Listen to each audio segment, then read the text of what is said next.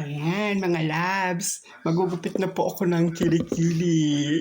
May kliyente na po ako. Ayan, pupubuhan po muna natin bago siya ahitin. Ayan.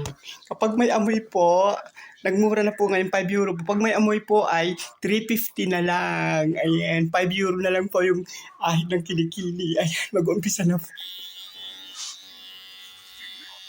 Gosh.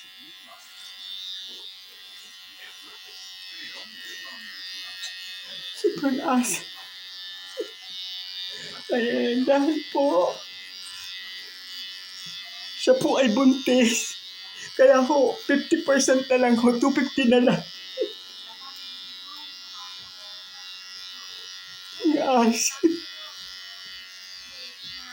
Ako po, kapag ho naman sobrang baho, eh kayo na lang ho ang mag-ahit na yung kinikilat kaysa ho ako'y magkasaynos pa. Yun ho mga amoy na simple lang ho yung amoy yung katulad dito, maasim-asim. Ano ba yan? Pati ba naman kinikili ako pang yan, 50% ho ito at dahil ho siya ay buntis. Ayan. Kaya ho 50% ang bayad. Ayan. Kaya sa mga gusto ho magpaahit,